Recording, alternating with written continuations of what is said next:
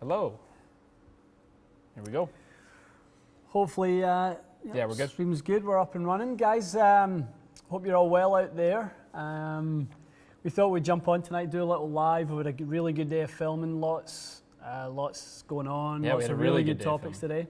A little preview. We did some golf ball testing about ball compression. Mm-hmm. We did Titleist TS fairways. Yep. We 2 and did- 3. What else did we do? We're We're talking about fixing a slice with a driver. That was a good one. Yeah, we thought we would cover some of the topics that we think are kind of relevant to the struggles that you guys have. Yep, absolutely. You know, and that will become, I think, a little bit of a series of sort of common topics that we deal with here on a Yep. day in, day out, and you know, some of the fixes that we can give you guys. Because reality is that a lot of you are not within the proximity of being able to get here. Very true. A lot of you are making the journey, and we love that. And you know, it's phenomenal that we're getting a chance to meet a lot of the viewers on the channel. But the reality is, you know, we can make a bigger impact if we remotely help you guys. For sure. And that type of video, that slice one, for example, was a good one because it's kind of that person that may have that problem probably won't get fit. They probably won't take lessons necessarily. So they're looking to self-diagnose, which is fine. And so hopefully that one will have some decent insight in there. Exactly. So, I mean, would there be a better place to start in the Ryder Cup? We can chat about the Ryder Cup, absolutely. I mean, no wonder Absolutely. with a smile on my face. I know. You watched a ton of it, didn't you? I watched literally every did you really? night. I watched it from 2 a.m. in the morning. Yeah, I can't say I was Fell that asleep, diehard. yeah, Did fell you? asleep a little bit, you know, for a couple hours once it got going, recorded the rest and watched it when I got up, but I watched an insane amount of that. That's golf. good. It's good to watch. Actually, it's good to watch PVR, to be honest with you. Yeah. I didn't watch a ton of it live, to be honest, because I would PVR it from 2 to whatever it was. 2 to 7 was the morning matches. It was incredible, wasn't it? It was. I had thoughts on Patrick Reed throwing Spieth and Furyk under the bus. We've been talking about that one pretty much all day, haven't we? You know, with various people. Quite incredible how it always seems to result in this kind of, you know, just a Sore losing, basically? sore losing, and there's always this fallout from it where, you know, no one can quite believe that a team as talented as that.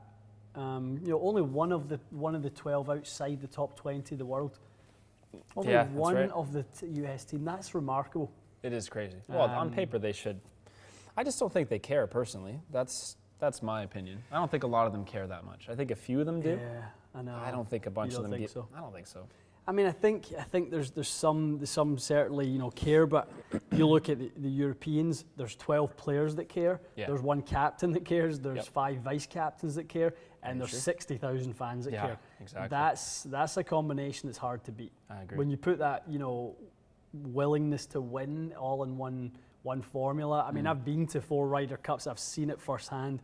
You know, the passion that the Europeans have for it is just different level. Right. Yeah. No, I think that's a big factor in it. I just don't see them getting pumped up. Like Tiger wasn't pumped up at all, even when he was playing well. Phil. Oh, I mean, he was not much. literally in a coma the whole week, wasn't he? He was, yeah. He was asleep. He Yeah, literally wasn't into it. No. He was literally just Flat. on a come down from last week, Yeah. wasn't he? Which is fair enough. I mean, obviously he had an intense week Yeah. with his first win in 5 years and everything. But I mean, we obviously weren't cheering for the U.S. to be fair. But I just don't think that I don't mind them winning. I certainly don't cheer against them. Right. But I just don't think that it's not exactly equal. Like for someone that watches other sports, football, hockey, whatever else, I think both teams in a playoff situation, you sense that there's intensity. I just don't think the U.S.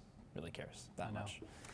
And it was spectacular golf. I thought the course was amazing. Yeah. I thought the event was unbelievable. Yeah. And it was just for a brief moment on Sunday. You know, as a European, it was a little bit more tense than we would have liked. Early. You know, Yeah, those early first it was. 5 matches. Really thought that I thought McIlroy would have had enough against Justin Thomas. I thought Rose would have had enough against Webb Simpson. You know, I really thought he was the other one. Casey done really well to get a half match. That was pivotal. It was. I really think John Ram getting his point against Tiger and Casey getting his half point against Koepka really gave the middle to kind of back end the belief that things weren't falling apart. Then you could let Sergio and You know, all those other guys, Torbjorn Olsen. What a point that was. He played Spieth. great. He played really well. Yeah. That's a huge point. Yeah, that was huge. He was 4 under in the front 9 round that golf course. And he's not played historically well round that golf course. No, eh? This year in the French Open, he missed the cut, shot 72, 77, missed the cut. Oh, wow. So he was, you know, really sort of playing above his level round that course. Yeah. He struggles off the tee from an accuracy standpoint. True, that's true. He's 250th in the European Tour Is for he driving really? accuracy. Horrendous. That is bad. He's kind of got that move where he kind of lifts it with a bit of a shut face, drops it under him, and because of that, really loses sort of control of the club face and can, you know, quite susceptible to the hook. That's not a good golf course to not drive Yeah. it well, which is most of the reason that the U.S. did not win, Yeah, because we they were saw hitting that. it terrible. We really saw that. So, Shall we dive into a few? let's do that. So, kind of got a couple of screens going here. We've got plenty of questions. Why don't you do one and I do one? Why don't we go right. that route tonight? You go first. All right. Jeremy's asking, can you talk a little bit about the difference between Dynamic Gold 120 X100s and regular X100s? Well, I mean, for the most part, the True Temper will just tell you it's the weight. It's literally 10 grams. That's it. You've got 130 grams versus 120 grams. The reality is, when you reduce mass, you're gonna soften slightly. Right. There's just no way around that. We talked a little bit about Accra as a company. They have constant flex technology, 55 gram through to 85 gram. An M5 is an M5 that is the same frequency. Right. We talked about that a couple of weeks ago. Yep. It is extreme. Now, that's easier to do with graphite than it is to do with steel. We've talked about the ability to manipulate graphite because it's such a light, strong material. And are they doing it through wall thickness or something you were saying? Extremely, to add extra weight? Yeah, that's right. for most shaft designs, that's exactly how it's done. So, I would say it's for people who, play, maybe their club's a little over length that like that dynamic gold profile. Players who maybe struggle with the mass of 130 grams.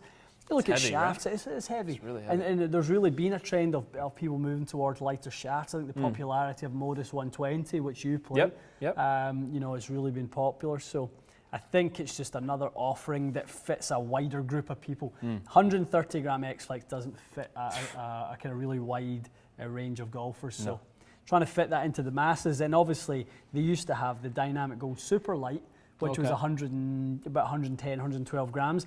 Now that one, they no longer have that one. Right. So they obviously needed a slightly lighter offering. Yeah. I mean, from even with Oban and the ones you've added, they're all kind of 115, 120. That's where most of our shafts cover the sort of 95 to 115 range. Right. We do a lot of that's fits. the core, right, of your Really fits. is. Yeah. For sure. Right, go for it. There's a question about driver shaft weight. Now, we did do a driver shaft weight video, which you just alluded to with the Accra shafts. That was a couple weeks ago. I can't post a link right now, but if you look on our shafts playlist, you'll see that one. Basically, the question, I guess, is how are you making that distinction in fit? Like, what are you assessing to say this person is going to be in this weight range versus another? I think a big part of it will be how they move the shaft. So, if someone is kind of really kind of manipulating the shaft too much and overpowering it is probably the way to think about Someone it. That's kind of like this if they're really pulling it, sort of overplaying that sort of thing, and there's a lot of inconsistencies to that. Trying to just calm everything down and kind of keep that club on plane via the weight would be one of the things I would do. I think if the ball flight tended to be quite wild, I would try and kind of bring that in a little bit through some weight. So interesting. It's just a case of what you're trying to do with the swing, how you assess the players. And that's if you get somebody who's very consistent in their delivery, we can often drop the weight down a little bit, and then allow them to be faster. So is too much weight is just a swing speed detriment, basically? If that's the only real negative, if you go too heavy, or you just kind of start slowing down? I think often at times we can see once, like we've always talked about, when someone finds the right timing with the shaft, even when it's heavier, you can often see them go faster. Interesting. You know, that's sort of the use of the mass. Right. So, you know, if you get something light in the wrong spot, you're probably going to, you know, not use your full club head speed because you're not in the right space. Your golf swing goes into safety mode of let's try and not make a real mess of this. Yeah, you hesitate a little bit. It does, and then that's when, you know, you start timing it. You know, you start seeing that good ball flight, that good result. All of a sudden, the confidence, you know, turns into, all right, let's start swinging at this with a bit more aggression. It's another thing you got to consider alongside flex and, I guess, shaft profile and all these kind of things. Influence timing, isn't it? We always talk about that. It's trying to influence the timing of the player. Most people are kind of in the 60 gram range that you fit, driver shaft wise. Are they in sort of 55 to 65? 55 to 65, yeah.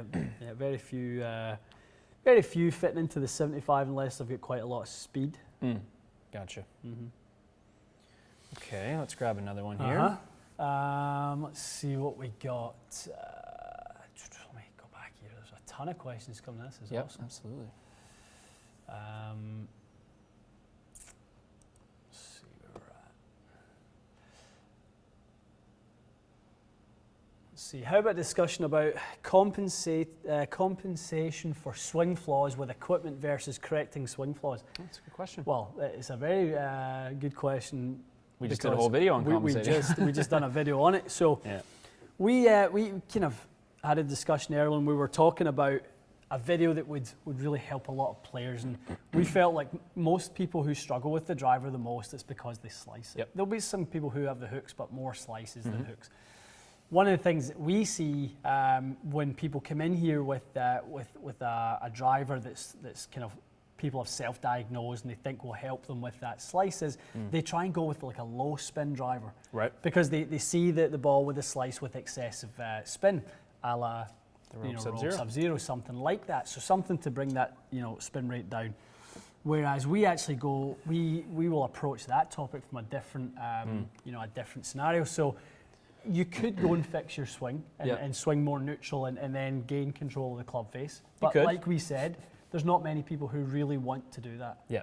Well, it's the reality of it. That's it, and it's the right thing to do to go and, you know, fix your swing. Of course. But, you know, the majority is, you know, the majority of people aren't going to do it.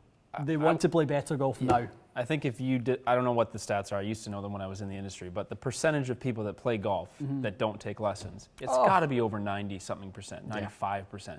Definitely. I mean, most people just, there's nothing wrong with not taking lessons. If you just want to go play golf Saturday, Sunday and hang out with your buddies, who cares? So if you can buy a driver and go for a fit and hit it straighter, why wouldn't you? Right? Absolutely. So I think the debate of lessons versus fitting will never end. I mean, it's not wrong to say you should take lessons, but it is wrong to say you should only take lessons because for a lot of people, it's just not going to happen for whatever reason, right? Exactly.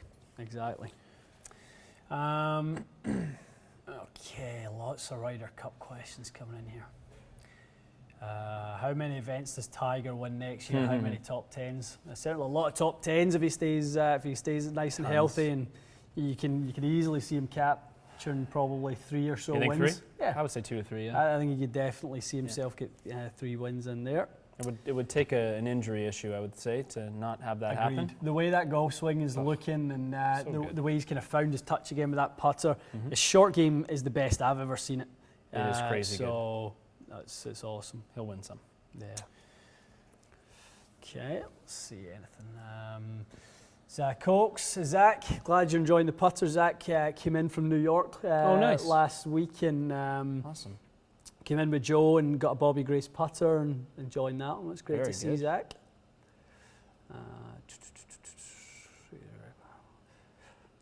Jeremy's asking, Ian, Matt, could either of you recommend a golf coach for someone in Toronto? Probably. We know a guy. Both of us use actually the same coach. We use Larry Chung. If you go on Toronto Golf Nuts, you'll see a lot of people recommending Larry as well. I'll link his YouTube channel. Just give me a second. Okay, awesome. So no, Larry's fantastic. Teaches out of the golf lounge. He does some lessons out here. We both couldn't speak highly enough about his talent. If you watched videos from day one with us versus now, if you notice what my golf swing looked like and what it looks like, that's the influence of going to see Larry once a week for whatever number of months it's been, 5 months, 4 months? Exactly. No, he's excellent, isn't he? It's really, really good. I'm going to link his channel here if anyone's curious. I'll catch up on one.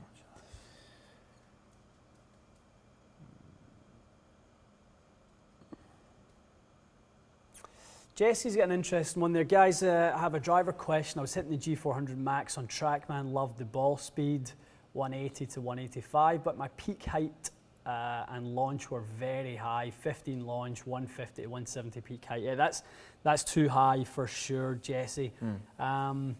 The reality is, pal, that probably is the wrong head for you at that point. He's got G400 Max. G400 Max. It's a lot of speed. It's a lot of speed. I mean, G400 Max is a phenomenal driver, but it will absolutely be one of the most high launch drivers out there. Unless you somehow are someone that delivers not much loft. And that sounds like Jesse. Obviously, extreme velocity at 180, 185 ball speed. Yep. Launch is high, so we know the dynamic loft is high. Dynamic loft at 15 degrees of launch is 19. Yep. Average dynamic launch, dynamic loft. Loft, right. So you're going to have to try and get that launch down to about 11 or 12, and that is purely by using loft and using a head that has further a CG that's a little closer to the front of the driver. So. M3? M3 would be great. Rogue Sub-Zero would be great. The new Titleist TS3 was pretty low too, wasn't it? And I was hitting a few actually with that about 20 minutes ago. It feels really nice actually. Yeah, I was getting some really good numbers off that tonight. This is a good question. Driver swing speed around 70 miles an hour. What are the drivers that you recommend for someone in that slower range, whether they be a senior or junior, ladies, whatever it is? I mean, we talked about Jesse there and how much the G400 doesn't work for him because he has speed. The opposite would happen. It would really work for someone that doesn't have as much speed. So Jesse's working at keeping the ball going that way. The less velocity you have, we're trying to create more lift and launch. So G400 would be a great option. How high of a loft does that come in? It comes as high as you can set it at 11.5. 10.5 is as high as it comes. But you can make it 11.5. Yeah, you can, and I would say the 10.5 probably acts like a 12 because the CG is so far back, where that's located. It is drastically different than everything else, isn't it, in terms of design? It is. It is. Got a quick question about working on golf fitness. You certainly do. You do a little say that again, sorry? Fitness, like golf and involving golf in your fitness regimen. Yeah. Some golf-specific exercises and stuff like that.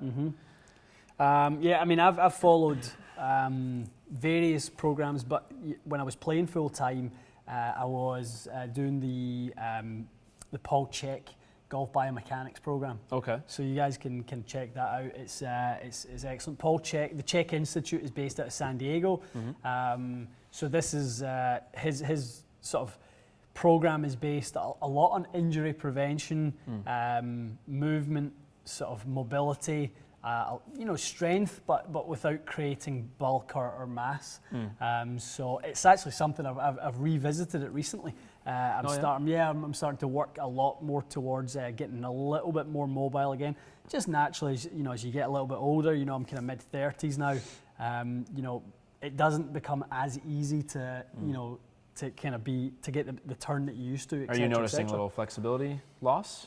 Definitely, my golf swing has gotten a lot shorter over the last little while. So I'd like to work, I'm working with Larry and increasing that a little bit, and a lot of what I do in the gym is for that.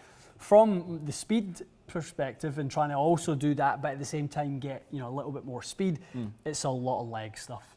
It would be, wouldn't it? So it's a lot of deadlifts. It's a lot of squats. A lot of Olympic lifts.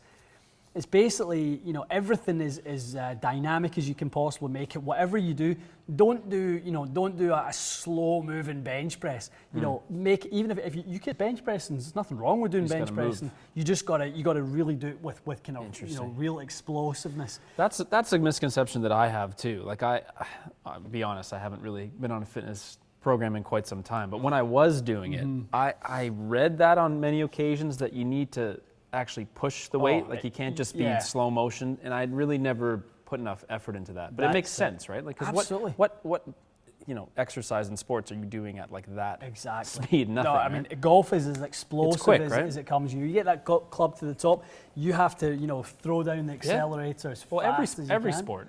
That's it. Play hockey, anything, you have to move. Well, and that's why, people liken sprinting to golf in that sense, because you have to turn on, the speed, in an instant. Quick enough, yeah. So that's why a lot of that explosive training translates. Interesting. I think, well, we have some rough plans, I won't promise, but eventually we want to do maybe some content on some fitness stuff, maybe just specific to what you do, or because I know we're going to have Larry on, and Larry's pretty involved with his fitness coach. Yeah, exactly. And we think, that'll be something useful for you guys, because we're falling in, obviously, into the winter season, the off season for a lot of you guys, and kind of we would love to think that the people who are really keen to improve their game for next year, part of that will be improving their strength, mobility, all that sort of stuff, their coordination. There's all that sort of stuff. Coordination plays a big part as well.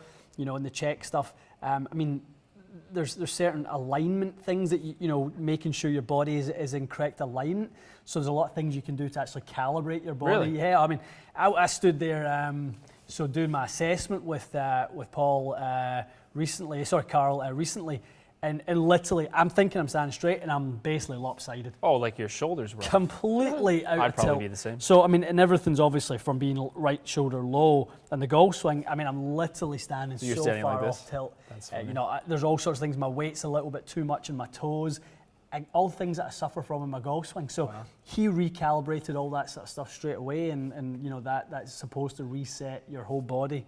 That's interesting stuff. There's I think everyone would probably have a moment like that where they realize they're doing something that's either hurting them in their everyday life or golf or something. Definitely. I'll answer this question real quick. Okay. Are there spots left for sessions in Orlando? Yes, but not very many. There's not many, yeah. How many do there are 3 spots 3 left on Sunday the 11th. Right. Saturday the 10th is sold out. Okay, so 3 left. We got 3 left on the Sunday. That's fantastic. Which is great. So if anyone is kind of interested in delaying, I would say hop on that now, because they probably won't be there next week, I would assume. It is a full day. It is a bit of a commitment, obviously. Yeah, it's a big day, which is a big day. Yeah, we're going to have all day with you guys from literally 8 a.m. till sunrise we're done to golf. sunset for the most part. And if you want to come to dinner, you'll probably spend a couple more hours with us afterwards. The whole day. Be sick of us.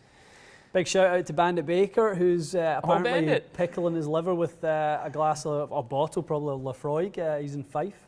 Nice. Big shout out to Bandit, a friend of the channel.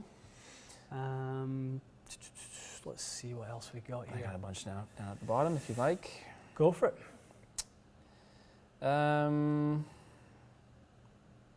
Yes, we have some good suggestions. So Andre's asking, higher spinning golf balls for an average swing speed.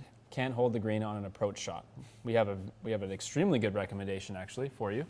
Comes from your local Costco if you work in or you live in the States. Yeah. The Kirkland ball, which we involved in another video today, is what? It's remarkable. 25% spinnier than anything else on an iron. Yeah. It's ridiculous.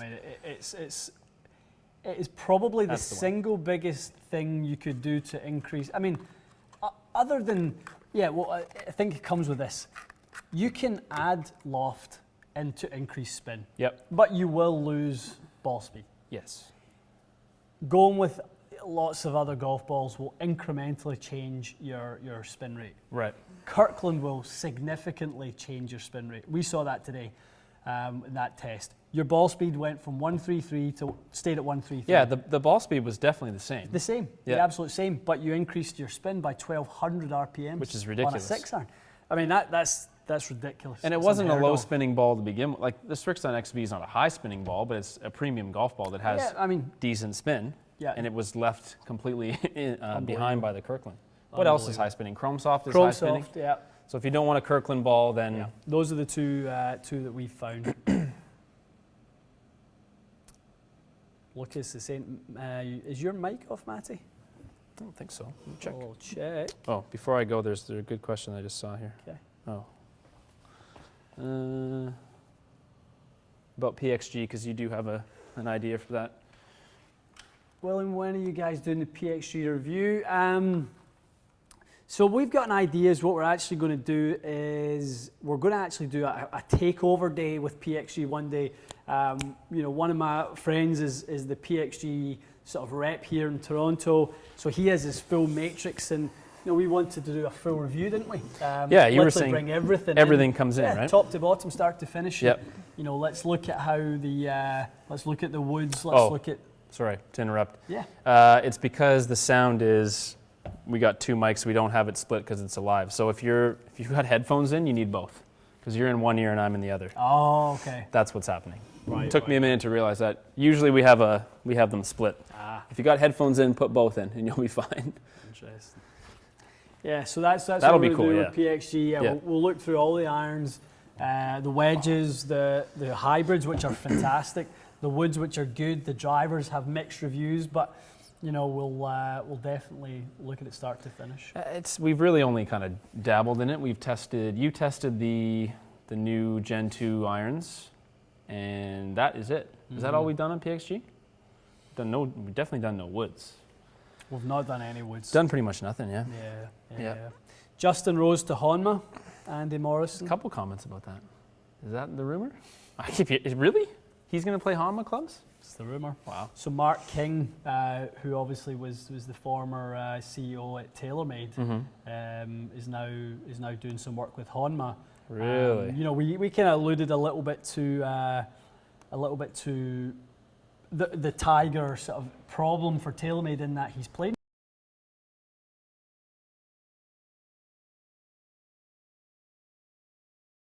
It might not be the case, but as far as insider info goes, that's what I was led to believe. Really, might be wrong, but apparently, from what I can gather, that's semi. They've made TaylorMade sort of push someone out, and for some reason they're going to go with Rose. He'd be the only person, in North America playing Honma? They have one on the Asian tour, I thought. They've got a bunch in the Asian tour that play it, but yeah, I can't think of North America. Any other ones. I mean, I don't know what you think, Matt. I think that's a horrible idea. Sounds like for someone who just reached the #1 spot in the world and won the FedEx Cup. He's never played anyone else's golf clubs, in his whole life. Just don't have a contract for a while if that's your worst case scenario. Absolutely. You know what I mean? Absolutely. I know. But that's not a problem. Let's see what we got. Feed has gone funny, guys. We're getting some issues with the feed. We in okay sound levels? I think so. Okay. If you guys can see us okay? Oh, maybe something's wrong with the sound. Hold on. We're using Ian's laptop because I spilled a drink on mine. And it's being fixed. Hopefully that is better. Let us know if that's better. Okay, guys, let us know if that sounds better.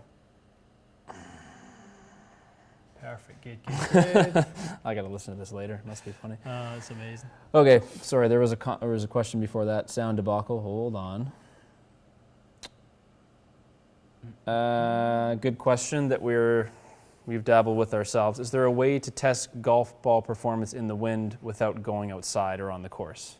So we were talking about trying to test aerodynamics, but you really need to be outdoors with a TrackMan, I guess, on the range. The reality is, you kind of need to feel the full influence of the wind in order to really test it. Because that's when the ball is getting reacted. Yeah. And a big part of how people play in the wind is how you adapt to playing in the wind, whether that be ball position and trying to kind of flight the ball down a little bit and that sort of stuff. I mean, I really truly believe that there aren't that many golfers capable of truly doing justice to that test. Probably. I mean, I've spoken to the Mike Taylor, master craftsman at Nike, about this. Okay. About trying to do testing with guys. He said he only had success with doing testing in wind with really 3 players: Tiger, Nick Price, and McIlroy. Just in terms of how consistent they are? Yeah, just okay. in terms of that. So it's such a difficult thing to do because playing the wind is so hard. I mean, you see that there. I mean, the Ryder Cup Saturday, the wind was blowing. Those guys were really struggling on that golf course. Yep. And they're the best in the world. Yes. So a mere mortal trying to ball test in windy conditions is awfully difficult. Yeah, it is for sure. So many variables involved with, like, how are you going to hit a shot good enough to know that it was just the aerodynamics of the ball kind of thing. Right. Yep. Let's see what else we got. Eric's asking if he should book a tee time for end of October when he comes to Toronto. Probably not. I'd book the week of, Yeah, if at all. It's fine now. It's nice right now. I'm not today. It's nice in general. I was going to say. It's cold today. Yeah, but it's supposed to be 15 or above for the next week or so it's fine now. But when it isn't, it kind of tends to fall off very, very quickly. So I would say, Eric, wait till you get here. It won't be that busy anyway. Right.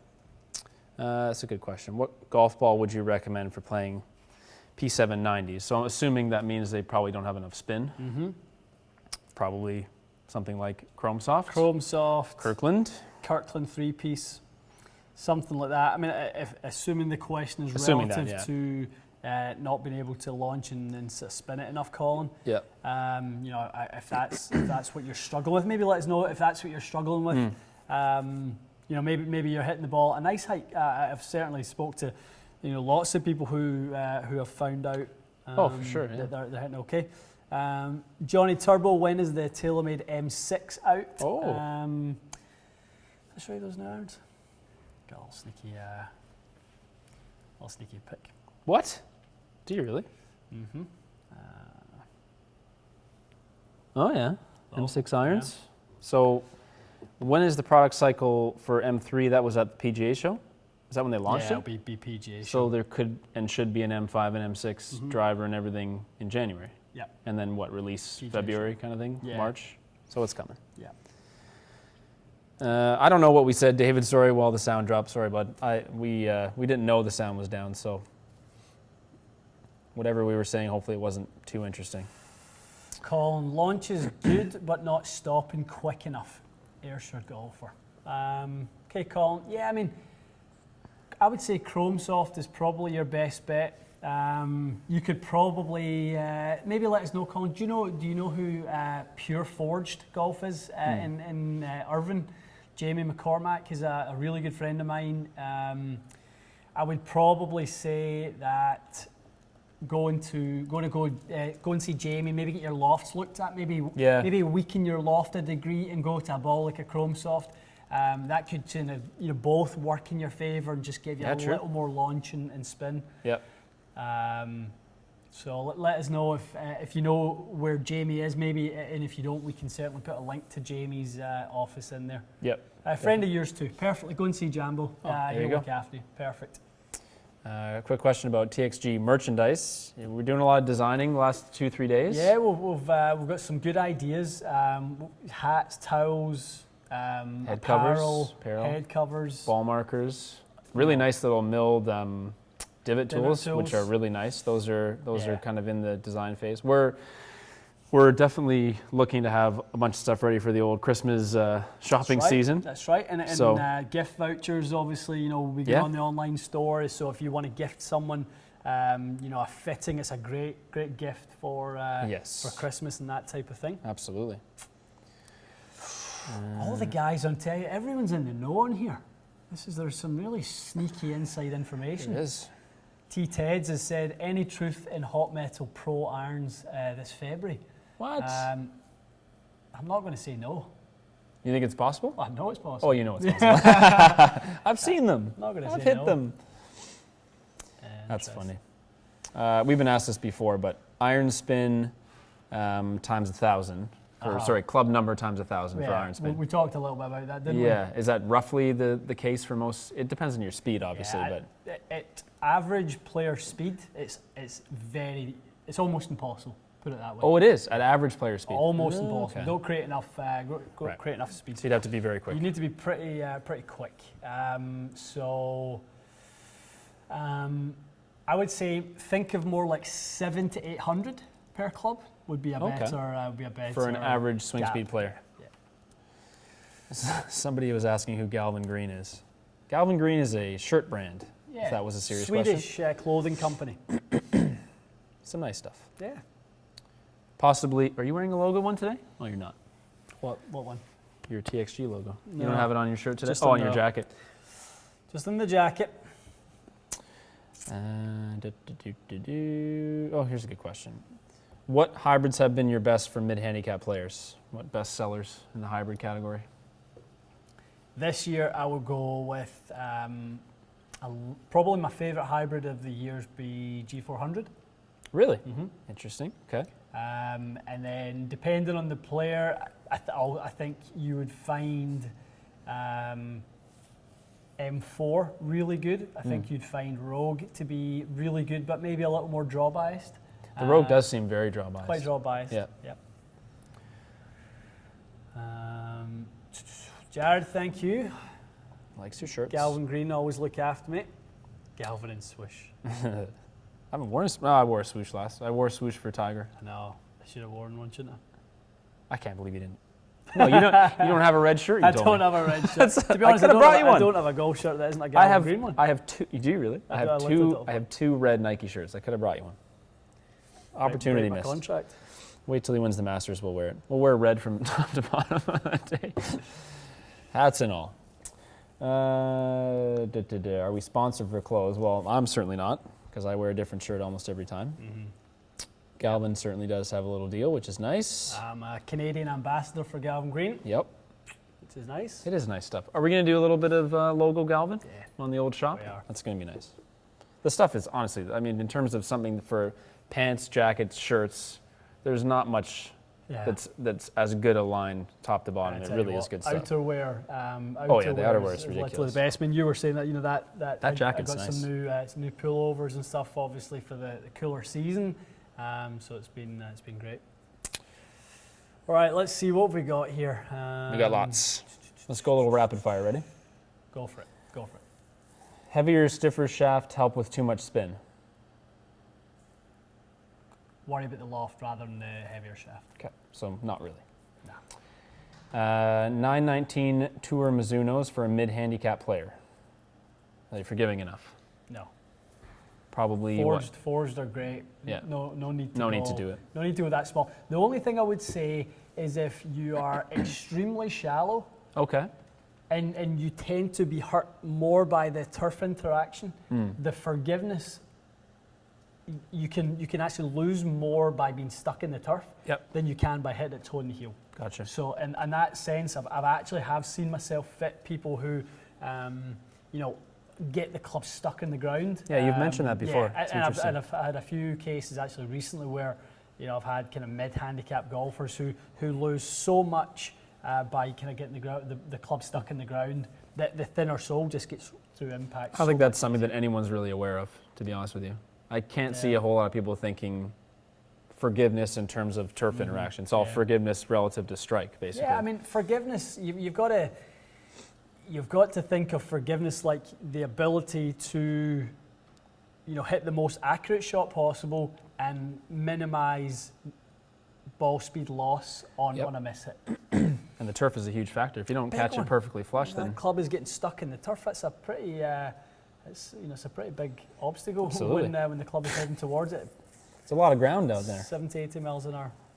Yes, we are going to test PXG's Gen 2 woods. Again, if you didn't hear before, we're doing a little takeover day. That's going to be... PXG takeover. We're doing that over the winter? Yeah. Okay. Definitely. Winter 2018/2019. Yeah. G410 drivers from Ping. Any rumors? I have heard of rumours of a new driver coming from Ping. I've heard a few different names for it. Is it 2 seasons they've had? Well, G400 Max just came out this but the rest of them, year. The rest of them have been out. Yeah, the rest of them have been out for about a year, maybe a year and a bit. Tell you what, they better not come out with another one, because that's now going to be 2 things in my bag that are out of date. No, you're going to have an old set of spanners over there. Not as old as my old ones, but still old. Best golf grips, I'll answer that. I would say, if anything we've learned, you got to go and test a bunch of them. And see what... Very personal, isn't it? I think between Lampkin, Golf Pride, and most of the major, I think they all make a quality product, but you've got to find the texture and the size that suits you. Absolutely. Well worth spending 15 minutes at the end of your session, 10 to 15 minutes, For sure. going over it with your fitter, discussing options on taper rate, obviously texture, that sort of thing, size. We were talking about taper rate today because we were using we were using this new lambkin, which is kind of like the Golf Pride MCC, that it's not tapered as much. Right. Yeah. They It's call subtle. it Standard Plus. Standard Plus. Lambkin, so it has a reduced taper. You got more options now than you used to, that's for sure. I mean, before, to have no taper, you would you'd have them build it up, I guess, right, with wraps of tape, something like that. Exactly. Well, you know, a lot of people talked about that, didn't they? Trying to progressively change the rate of taper and the grip. All right, let's keep going with this rapid fire. I like it. Bridgestone B330S golf balls. Are those the new range? It's BX and BXS. Yeah. That's the premium one. Maybe the 330 is the lower line, but we haven't done enough testing on Bridgestone balls yet, have we? It's the one company we've done. Yeah, we got very little. We kind of need to get into that, but it's coming. We did a little ball testing today, so we can only do ball testing. Takes a long time. Yeah. If anyone's curious why we don't do it more often, it takes a long time. I feel like we covered quite a lot for a while there. Just we don't want to overdo it. I don't want to just do ball tests every week, but we still have some coming anyway. Yeah. O-Works putters, you're a big fan of those. Yep, they're good. They are good. I mean, I think that micro hinge. I mean, I know I've read various things about people saying, you know, the edges of the little pixels on the face can catch the ball and actually knock it offline and that sort of thing. Right. I've not really seen too much of that. I'm sure there's something in it. You know, most of these guys who are kind of mentioning stuff like that are pretty darn smart. But I definitely have seen it be useful. It was very useful for you, wasn't it? It was great. Well, you were looking at the numbers, but it seemed the rotation rate was better, or the lift. Sorry, you wanted the ball to lift with that. So often at times, you know, people will have the shaft leaning forward, but don't hit up enough in the golf ball. Okay. So it just depends on delivery. We've got actually a good week planned next week, don't we? Yes, lots of putting stuff. Lots of putting stuff next week. We've kind of made a list of 7 videos, quite an ambitious week for next week. We'll see how we do. It's going to be a heck of a week. Yeah. Well, we've got something getting installed on Wednesday that might throw a wrench in that. Absolutely. Gears is coming to the old studio Wednesday morning or something. Yep. Now we're looking forward to it. So that's going to be good. I think we'll probably do a little tinkering for a little while, maybe some videos for Patreon, and then before that kind of becomes a mainstay on the main channel. There's going to be, I mean, it's going to give us just a whole different dynamic to the channel. For sure. You know, it kind of feels like starting again, because we've done all these topics comparing heads and shafts with launch monitors. Now we're doing it with, you know, we're isolating the environment, and then we can track the shaft and head in motion. Yeah. I mean, that's going to be incredible. I don't think there's anything wrong with revisiting a ton of topics with that new data in mind, because it's not like those old tests are invalid, but we're just coming at it from a slightly different angle. You got so much more information now with that system that I think it'll be worth kind of going back and diving into those.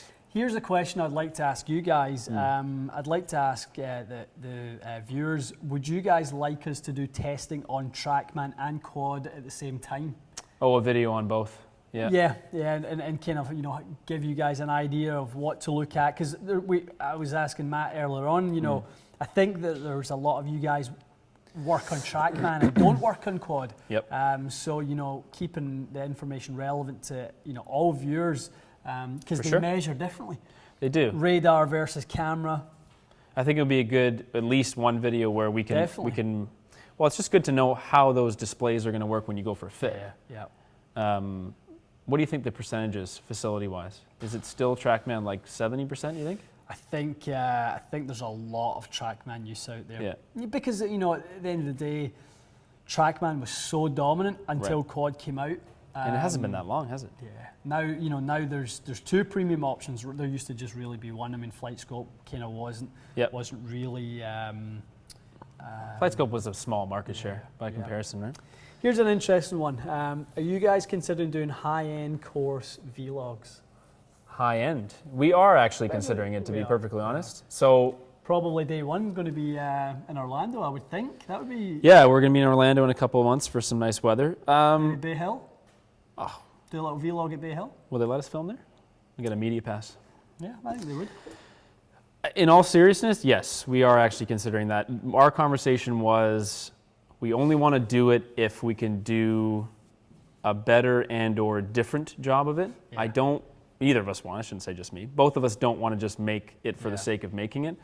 I know through what we're capable of production-wise, equipment-wise, in terms of how we film stuff, I know we're capable of making it a great production. But I also want it to have, I don't know, it's just some interesting features. Whether we bring the quad, like you had mentioned, and hit some shots with that. We've been chatting with them about their software, if we can try to get a little ball tracer going, like a real ball tracer. Stuff like that, to me, I don't know, I just want it to be engaging for everyone. I think there's a lot of people that would enjoy it if we just went and played golf, but I don't want to just kind of tick a box. I think we want to do something that's special in a sense that it's better than what's already out there. I mean, you know, I think you guys have probably gathered our intent from the, you know, when we started this channel on day one was to do it differently. 100%. Was to look at equipment in a different fashion, be as practical as we can, and you know, hopefully answer a lot of club fitting sort of questions.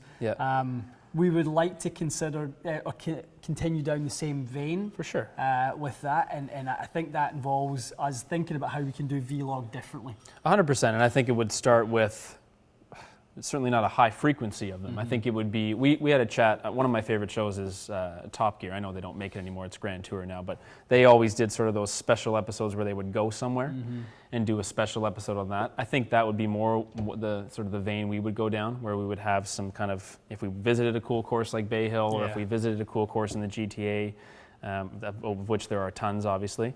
We definitely want to do it. Part of it is going to be that the channel is still relatively new. There's a lot of stuff. I think there's so much stuff we want to do. You're just going to have to sit down and make some plans and decide what we want to focus time on, right? That's it. I mean, you know, nobody wants to hear this, but the reality is, you know, I run 2 businesses. Yeah, exactly. You run business your too. business. You know, we do quite a lot with the time we have together. So, you know, I mean, it's once a week. If everyone's not aware, we get together once a week. Once a week. It's if you ever, well, you should know, we wear the same shirt for 5 videos. It's because we film in a day. Right.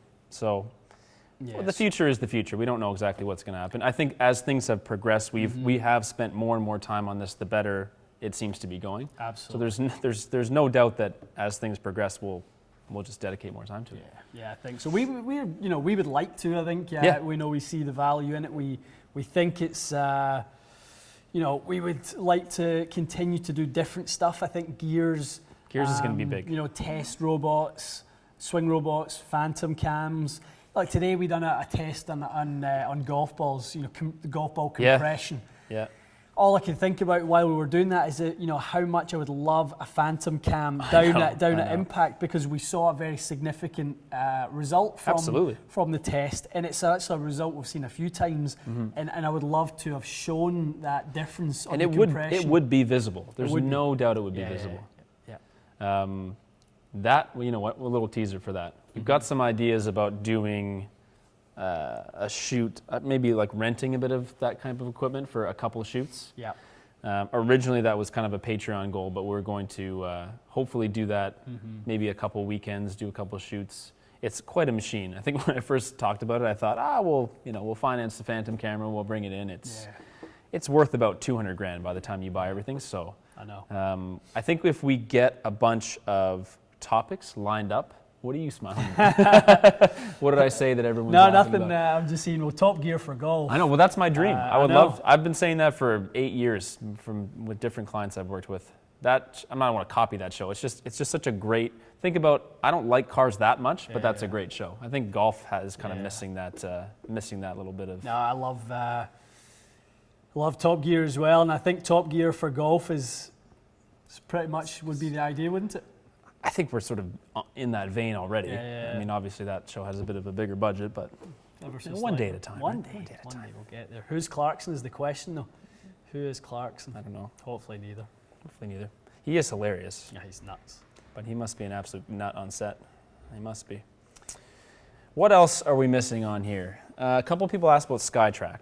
I know you haven't used it personally, have you? Oh, you have? Yeah. I mean, because it's so personally affordable. Of course, You know, a lot of customers will come in and ask if they can put the SkyTrack down while we're doing the fit. Really? And they ask if if we can get numbers side by side. They kind of want to do want to do the video, the fitting with both. So, just to see how that's smart. Yeah, for sure.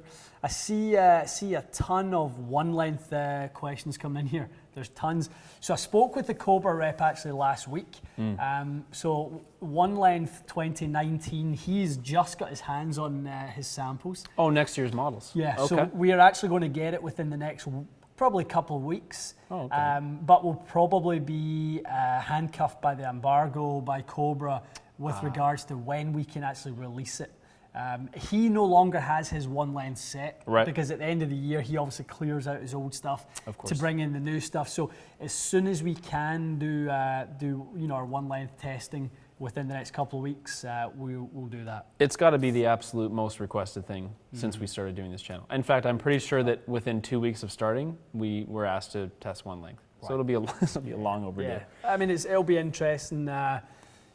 It's certainly an interesting concept, isn't it? It is interesting. I think people are curious about it because it's such a departure from what's out there, right? Yeah, I mean, I heard some really interesting points of view on it recently, which was the limitations of it with regards to playing shots, delicate shots around the green.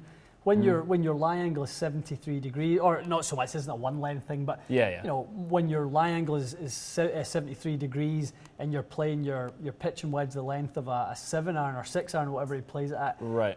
You're gonna.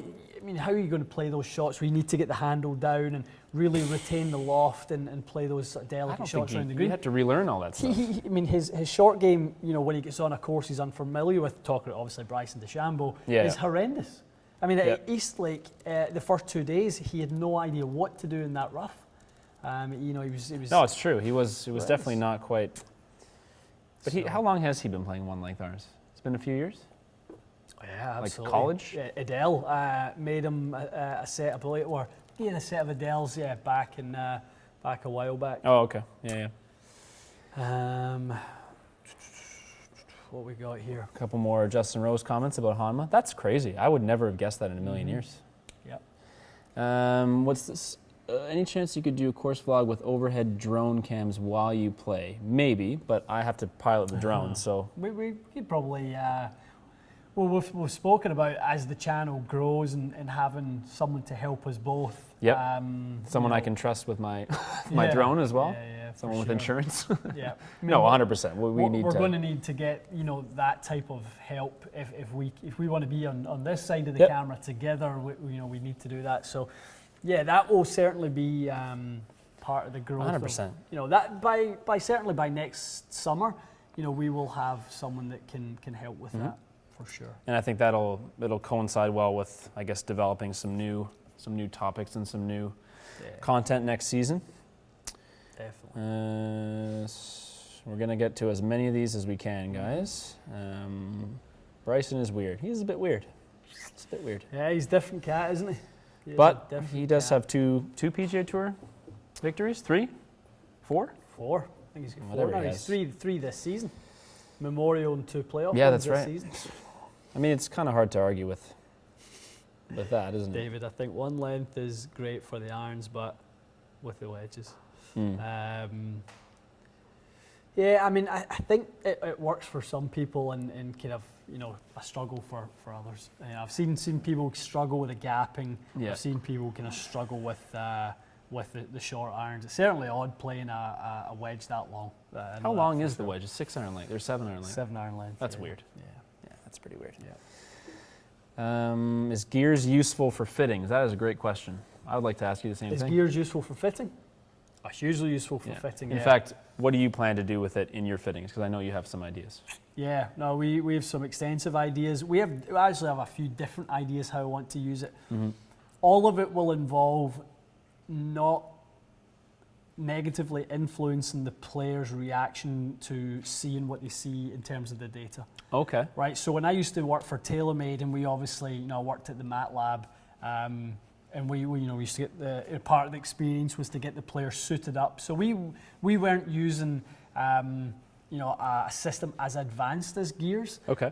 We were using the original motion capture technology.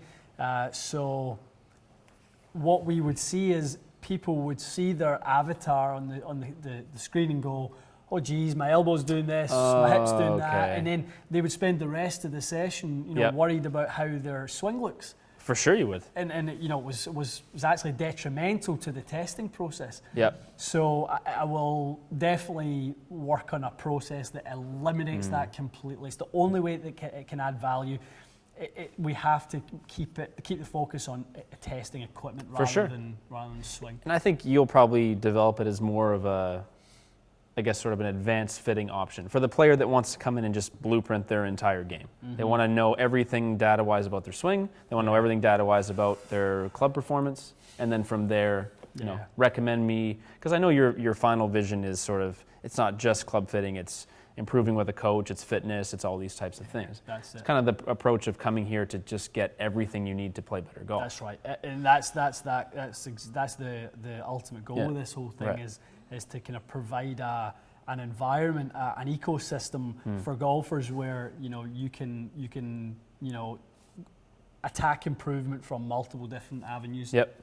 No, it's going to be, I think it'll be one of those things. I mean, I know you have experience using gears, but I have a feeling that once it's in here, you're going to come up with something new to do with it like every day, because there'll be so many possibilities. I know. It's so true. I mean, the reality is a gears session is probably going to be quite expensive by the nature of we'll probably be spending a full day with players. Yeah. So we'll probably get them in the morning, for sure, blueprint them, see how their own stuff performs. Then we're going to have to go through the kind of process of getting clubs ready. It's probably going to be a 2-person job for the most part. Interesting. Getting multiple clubs sort of set up with all the sensors on them, that type of thing. That's going to be It's going to be great. I think you get a ton of people who, especially with the quantity of people that make the trip from overseas and in the States to come see you. Yeah. If I was coming from, even if I was flying 2 hours, I would do that in a heartbeat. Yeah, man. Do the whole thing, right? If you really want a true, X-ray of your game, you're going to want to know how all those sort of things sort of happen. I saw a couple good ones come in. I'm going to get really quick. TXG golf bags, yes. Yes. You may be switching suppliers, or? We've been using Audio for now. We will probably have a few different companies. Audio are they make a nice bag. It's a good bag, yeah. But we'll probably get a few different companies. Okay. Those will be available on the store. Shipping to your home address before Christmas. Exactly. By Christmas Eve. Is getting a golf ball fit really necessary? Oh, yes.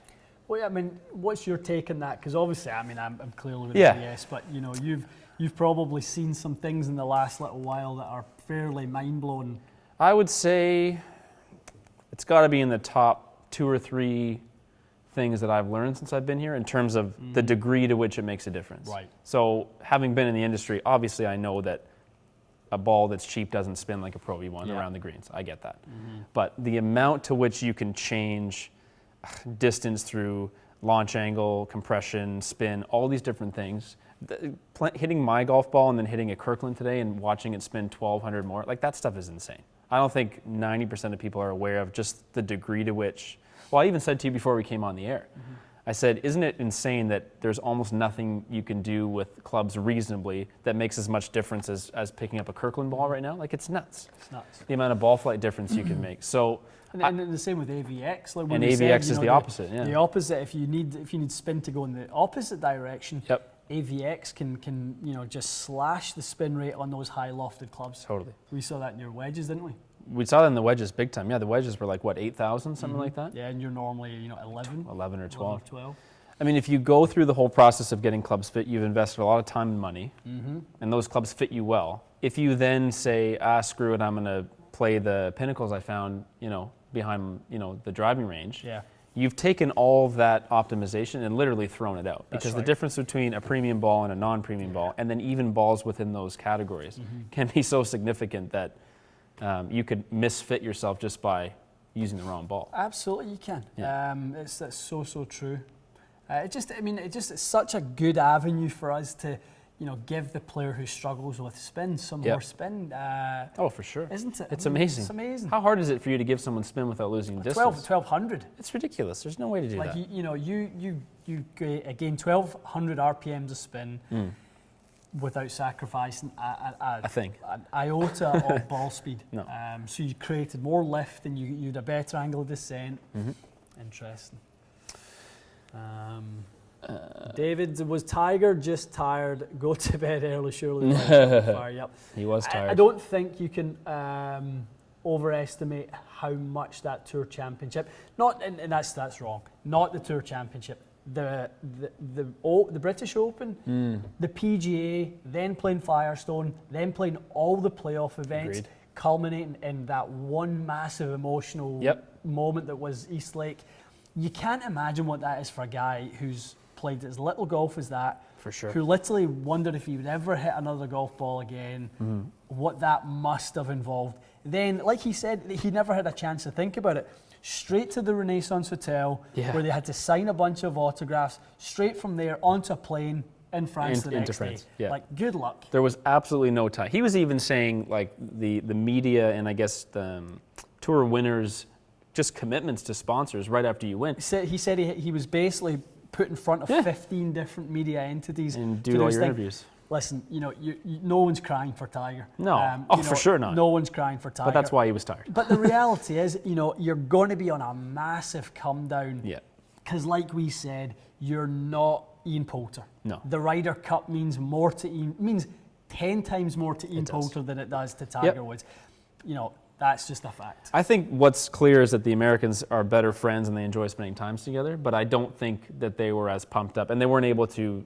That the season was really long and no one had really any rest. Yeah, and I think they would have required that extra kind of rally. There was I think, who was it? One of the Golf Channel guys said something interesting about Tiger, or maybe it was Ricky Fowler or someone. But if Tiger's like tired or having a bad day or just wants to blow off steam, Tiger can't go to the movies. Tiger can't go outside without being bothered, right? That. So when Tiger was living at Orlando, at Isleworth, right? Living at Isleworth in Orlando. Yeah. One of my great friends was the PGA Tour rep for Scotty Cameron. Oh, really? So when Tiger first came on tour, it was really Larry and Butch Harmon were his mentors, basically, because Tiger was with Titleist at the time, and Larry obviously was working for Scotty Cameron. Butch was a Titleist ambassador, and obviously Butch was his coach. So Larry would always obviously make the tweaks to his putter, and Larry stayed within 15 minutes of Tiger, so they were very close. Oh, okay. So Larry was at the movies one night with his wife Barbara. They're standing in the queue waiting to get tickets. Yeah. And all of a sudden he hears this, "Psst, psst, L-Dub." And he turned round and it's Tiger with this with the hood on? with a hood up. He's standing there. He didn't think of Tiger. He's just come on the tour. He's a young guy, 22, 21 years old. And he's standing there behind him, like queuing to get tickets. That's funny. For a movie. But he's literally, undercover. Yeah, it has to be. Because he would just get mobbed and he can't do normal stuff. And it's worse now, by far. You can't imagine what that's like. No, I would have absolutely no idea what that's like. Okay, this one is maybe not the most technical question you've ever been asked. You know all these weird teas, like martini teas and cone teas and brush teas? Have you ever had an opinion on, you just use a regular tea, right? It doesn't do anything, can't do anything. No. Because you hit the ball first. No. If anything, to me, there's these I think they're called martini teas. I see the big massive ones. They're huge. Yeah. To me, they're so big that it's almost like the ball will be hindered, like it has to come out of the tee first and then fly. Just use a regular tea. It's funny, I always had a kind of theory that if my tee was vertical or tilted back, that the ball would actually launch higher off it because it actually you would tilt the tee to the little slope you the ball started took it up from would actually launch it slightly higher. So I always used to tilt my tees forward a little bit when I was playing full time. I mean, it fell off 15 times. Yeah, I know. One. Pissed off my playing partner. But here he goes again. Yeah, who knows with that stuff. That's funny. Let's test it. We should test teas. it. I'm going to get a dozen martini teas, all pink. It is funny though. Well, they used to have those ones that were like, it was curved on the side. It's like a anti-slice tea. Like, can't be. If it worked, it would probably be cheating. I think that's the best way of putting it. If it really worked, if a special tea did something, would it not just be against the rules? Because it's. Of course it would. Of course it would. Absolutely. Right? USGA doesn't want to help you anymore. Definitely. Anthony tuned in a bit late, I guess, but we were talking about the TaylorMade M5, M6. Ian says probably PGA Show, right? Yeah, probably PGA Show. Definitely. G410, we don't know. Possibly, though. But I said hopefully not because I don't want old stuff. I really don't want to have old stuff. You know how many people have come up to me and said, like, oh, I guess your irons are out of date now. Like about my irons. Oh, yeah. Too many. They are. What am I supposed to say? Oh, they're out. But you hit them good. You're enjoying them. They're great. Well, you had a fit come in and talked about preferring those over the 785 because they're a bit bigger, right? Exactly. Interesting. I'm going to turn that down. Yep. That's the answering machine. Don't mind that.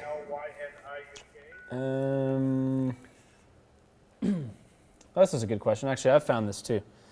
The feel of kind of the current 2018 models of drivers. So Alan's saying that the M3 feels a bit hard and harsh, even when hit in the middle. So I would actually tend to agree with that.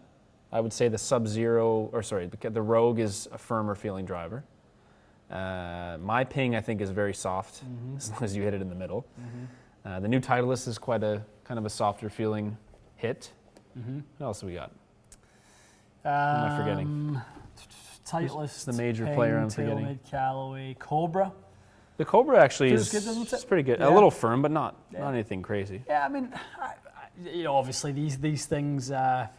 Subjective, right? These things are subjective. Personally, for me, anytime I hit a driver that has carbon in it, actually it always feels softer because the acoustic is more muted. Like a carbon crown driver. I kind of just always the way that it sounds to me. Any new shafts that have come out or maybe coming out that people should try? What have we got coming in here? We have. You just reviewed an iron shaft. We just reviewed the new True Temper Elevate. Look out for that one coming soon. In the next 7 days. That's an interesting technology that they've got there. They've replaced Sensicore with a thing called VSS, which is vibration suppression system. So it'll be interesting to see how that goes. Watch out for that one. Yep. Won't spoil. We're not going to spoil it, but the punchline there. What else have we got? New shaft line coming in. VA. VA. Not something I'd even heard of. Yep. New shaft company. So they're coming in. The Drago, the Slay, and the Rajin lines. Okay. Three different lines. So 3 flight profiles. Interesting. Yeah. Are they from? Well, they're US based. Oh, they're US based. Yep, Really? US based. Okay. Yep. Looking forward to that. TPT expanding to fairway woods, hybrids, and irons. That was what I heard. Say that again, TPT shafts. They're going to make the rest of the line fairways. Yes, and they are. Yep. Yeah. Yep. Matt, they're coming out with a full line. I know they're in production right now. We've very kindly been invited to a sort of dealer meeting, if you like. The top 4 dealers in North America have been invited to go down to a TPT gathering down at Leadbetter's Academy at Champions Gate. So we've been kindly invited. You're going to be a citizen of Florida at this point. I love it. How many times are you going to Florida this year? Not You're enough. like once a month. Not enough. Where's Ian? He's in Florida. Yeah. You did tell me. I told you in the summer. You said it's once a If month. you're looking for me, I'll be in Florida. 2019 Pro V1 and Pro V1X, are they due for a refresh? Yeah, we actually we have some of the prototype balls. Oh, really? Okay. Yeah. I don't know if Not allowed to test how them, much we can talk about Probably that. not at all. Let's see. Are you considering TXG franchises across the world? Are you interested? Yeah. Would you like one? You are. Yeah, of course. Early days in terms of that, but yeah, it's on your radar, right? We are. Yeah. This is a marathon for us at TXG, and kind of what we've got going on is doing a great job at building the brand and giving you guys exposure to who we are and what we're all about and the type of sort of integrity we run the company by and kind of our kind of moral standing within the club fitting industry. So that's what we're all about. So definitely, we have no ambition of stopping. This is the next 25 years. So if that's one store a year for 25 years, could be a few. Yeah, there'll be a few certainly. Nighttime golf. I just saw that too. Yeah, I have actually. You've been, right? Yeah. I think it looks fun. Played golf in Dubai many times. Played the Emirates course, the the Montgomery, I played the Creek, Jumeirah Estates, I played the Els Club. Oh. I've played most of the good ones down in Abu Dhabi. Is it just one that has night golf? Like one main one? No, there's a few. There's Really? Arabian Ranches. No, sorry, not Arabian Ranches. Where's it? The race course. It's next to Arabian Ranches. Nad Al Shiba, which That's is the night one. That's They they have, and Emirates have one. Their Faldo course is floodlit. That's cool. Yeah, it's really cool. That's like I want to do that for sure. You can't even play golf there during the day though, can you? Because it's too hot. I mean, I've played golf there. The kind of closest to summer that I've played has been September, and it was outrageously Just hot. stifling, yeah. I mean, just outrageous. There was one day we played. Literally, you're just walking, just absolutely just. It wasn't even a warm day, but the humidity was outrageous. And that's in a cart too. Yeah, I mean, it actually was a struggle to hold on to your clubs. You might as well write me down for a triple on every hole. I can't hold a club like that. Do we go to the PGA show in January? Do we ever? Yes, we do. Yeah, we're looking forward to that one this year, aren't we? Got some big plans. Nothing's been solidified. We'll be there for sure. Yeah, we'll tell be you there. that 100%. Yeah. We'll definitely be there. What we'll be doing, we don't exactly know, but we'll be there making some videos for sure. Playing some golf. That'll be so that's Florida trip. That'll be like your 4th Florida trip, I think, by January. You'll have been there 3 or 4 times. Like, that's ridiculous. There's going to be some question I passport control. Seriously, sir? Nice to see you again, Mr. Fraser. Mr. Fraser. Well, it's on a suspicious state to visit, so I think you'll be okay. Let's take a couple more. Yep.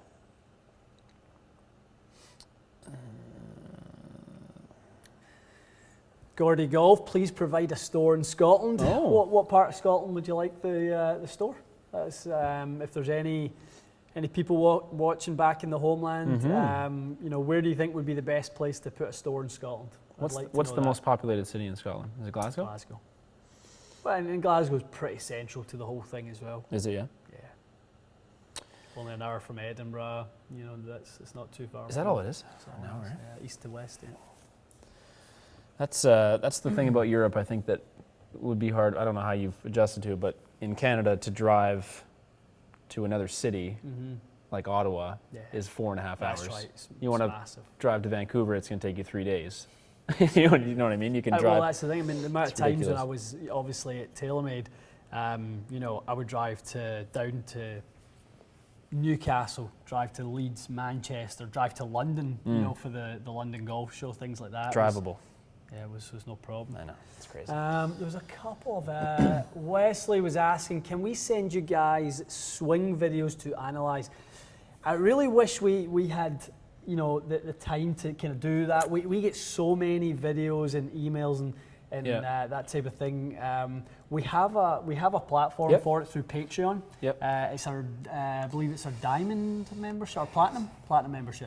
So anyone who's a Platinum member can basically email directly with their ball flight numbers, and you can ask anything to do with your game and what you want to know. Yeah. Maybe you're looking for a new driver, maybe you're looking for a new putter, Definitely. stuff like that. If you have some numbers, you can send us your numbers. Yeah.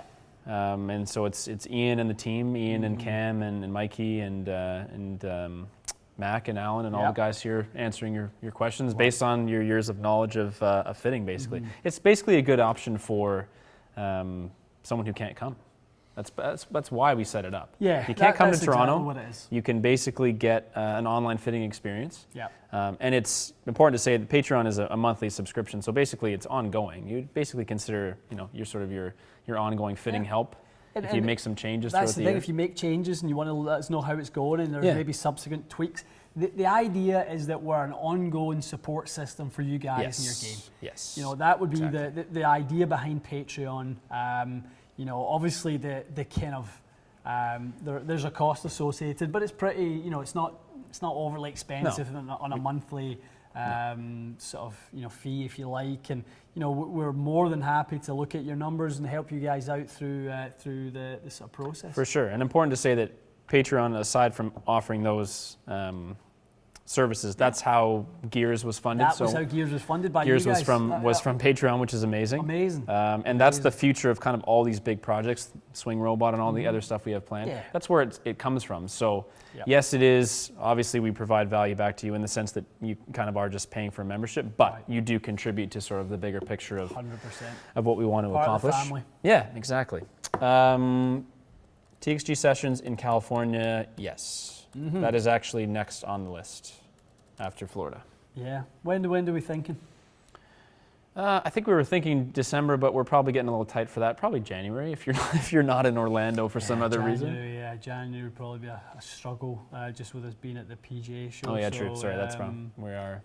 Yeah, maybe, well, I maybe. mean, if we can pull it together, we may drop a little poll out there fairly soon and see, if it's California, what part.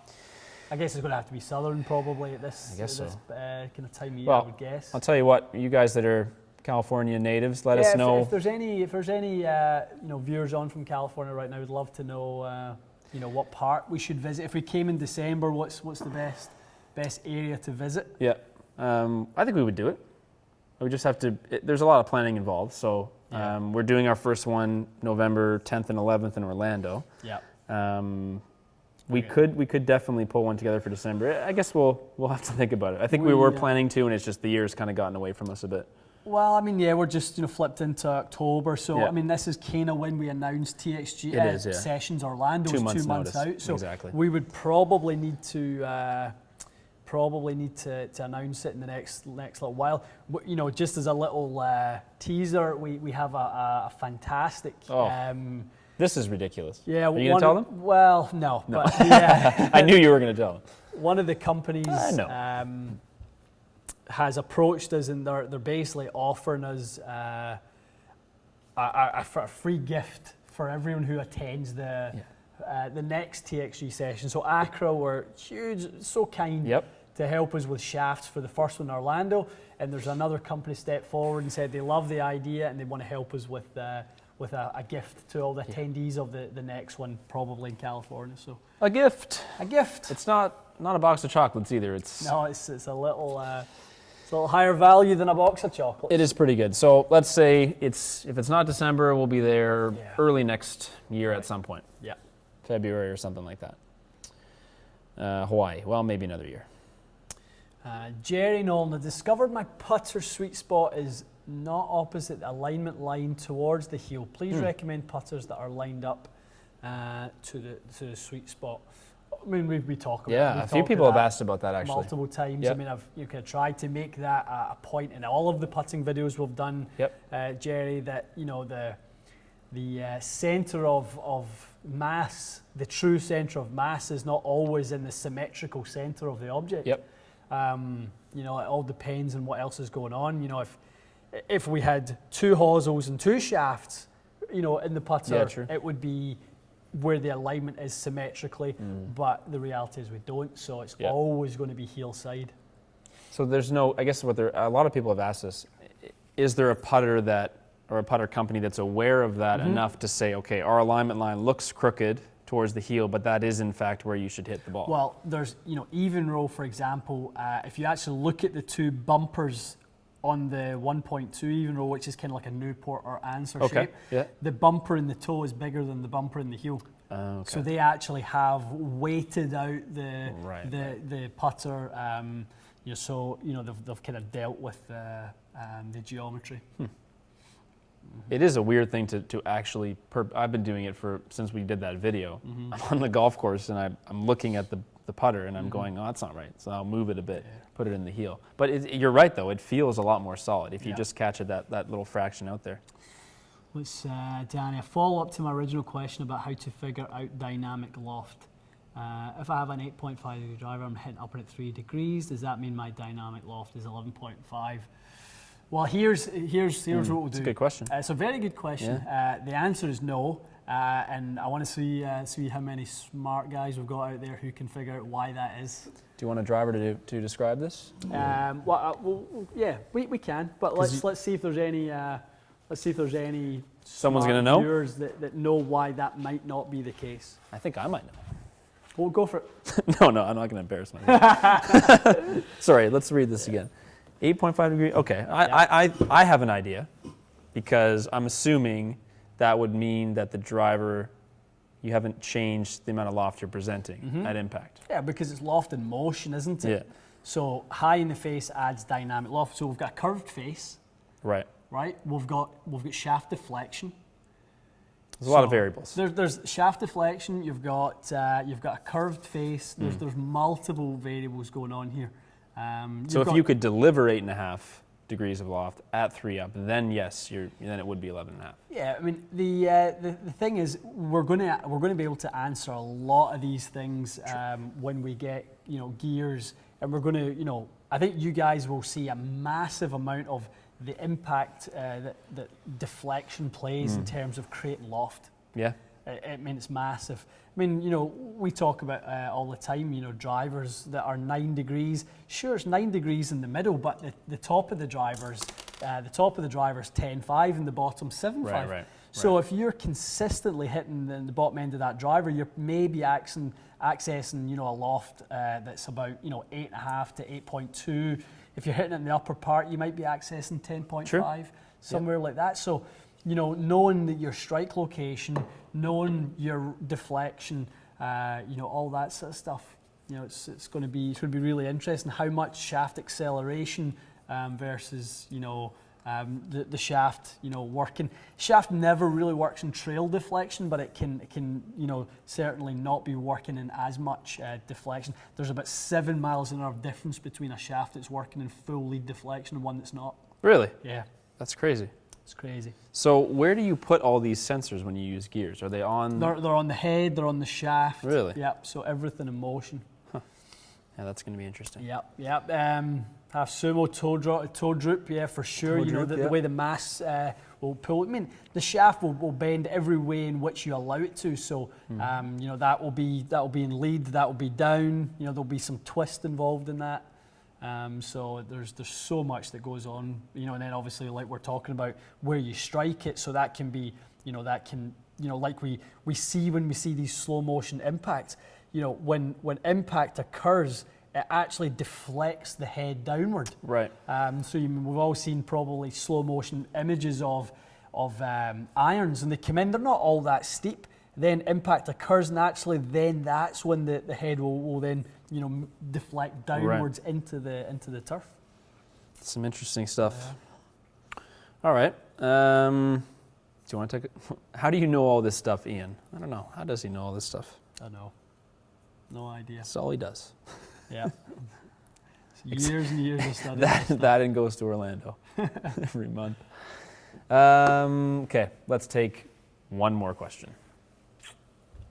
It's getting dark. It's getting dark outside. It's depressing. I know. It's really depressing. How much of the Sensicore things that help dampen vibration in terms of cost? We don't sell them. I actually couldn't tell you. Are they make them anymore? You can still certainly get packs of them. Maybe there's probably some people on the channel right now who have purchased them. So maybe someone can kind of chime in with what they paid for them. Right. The one thing I will say is that True Temp are looking now at a new technology called VSS, like we talked about. Yep. So basically, they're trying to recreate Sensicore. I mean, because you guys will probably, some of you will be aware that there was a big problem with Sensicore. Oh yeah. The foam insert with the kind of spiral sort of insert that you'd put down the shaft. What would happen is if moisture would get down in the shaft, the foam would retain the moisture. It would rust the shaft from the inside out. Really? And then the shaft would end up breaking. So you used to get shafts snapping all the time. That's a problem. Yeah. That's a serious problem.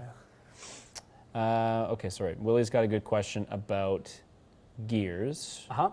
He's watching a gears video that said the toe will droop if you raise the handle at impact. So I guess that would be a case of how the club is coming in. I mean, the shaft droops regardless to some degree, right? It will Doesn't matter what absolutely. you do with your hands. So here's what happens. So you've got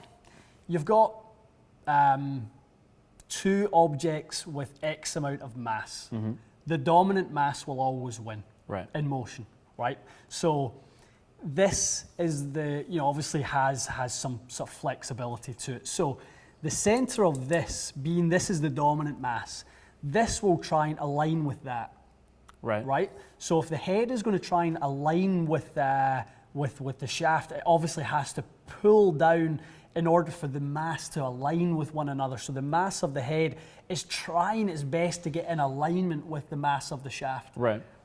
So that's where the mass there, that when we talk about deflection, this being the center of the dominant mass is trying to move forward so it can align itself with the mass of the shaft. Okay. Yeah, so that's where lead deflection comes from, and it's trying to kind of move forward in that sense, and that's where, this is always in motion that way and that way.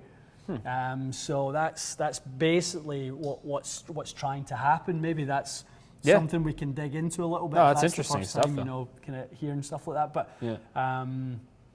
that's basically what happens. That's with Acra's die match technology.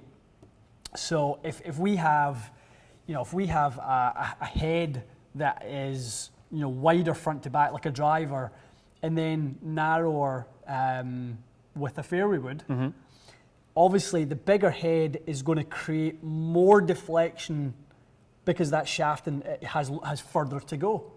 Oh, okay. Right? Yeah, so the CG being further back of the shaft will create the driver to be in lead deflection, more than so. it will with a fairway wood, because the CG in a fairway wood is closer to the face. Okay. So that's why, guys, the tip sections and fairway woods will generally be a bit softer. Right. To allow that motion. That's Acra's idea, was to basically recreate the same amount of lead deflection. You're going to need a softer tip section in order to allow that fairway wood head to kind of move in deflection further. That's interesting. Yeah. That's Zachary just asked pretty much what you just said, saying driver with the CG further back, that's influencing the way that shaft moves. Yeah, that's interesting. Yeah. Oh, he says yes. You were right, Zach. You were. Zach, do you want a job? Would you like to? Are you free? Yeah.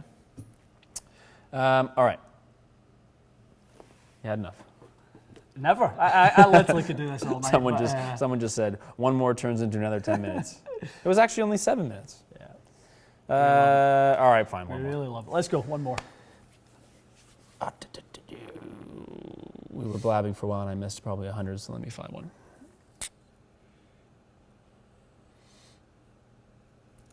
Do you think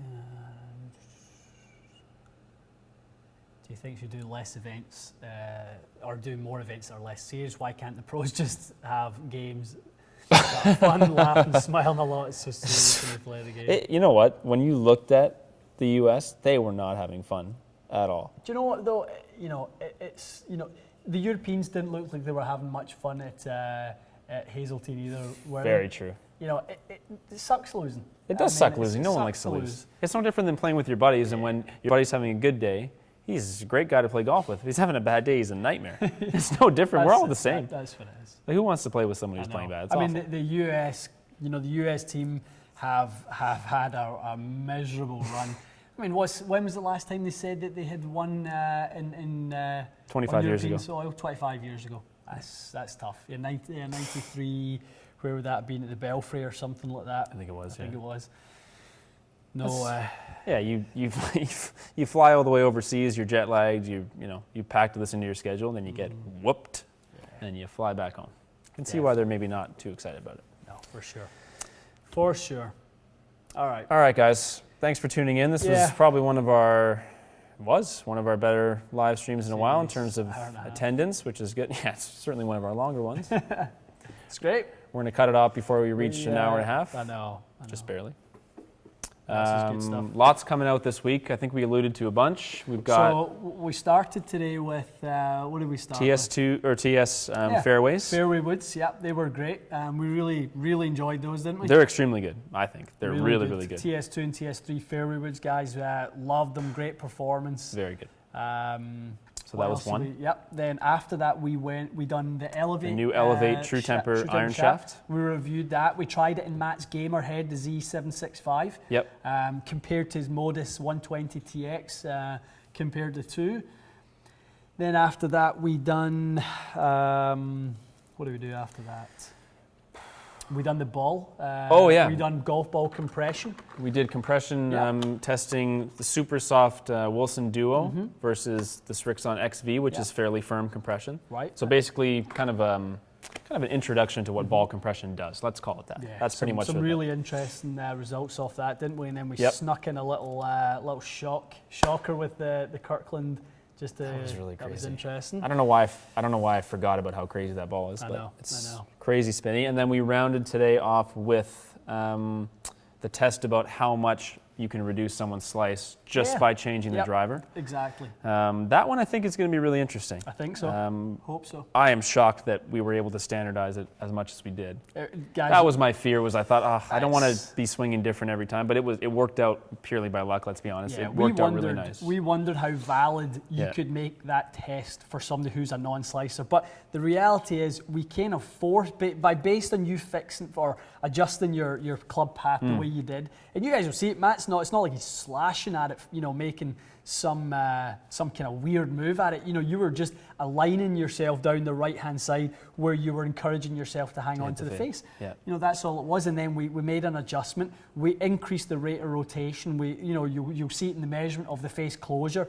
We made an adjustment and it came. The result was really interesting. It's gonna be cool for someone that just is kind of at their wit's end. I've tried a bunch of stuff for my slice. Give me some kind of direction to go in, and then at least to me, the more interesting part is understanding what creates a slice and what is the biggest factor. I'm not going to ruin it because that's the only reason to watch the video. What is the single biggest factor making your slice worse, and what is the one factor you can change to essentially tone it down the most?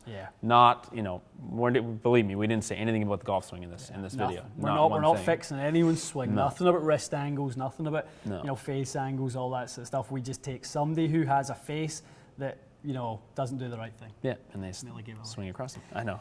Whose face?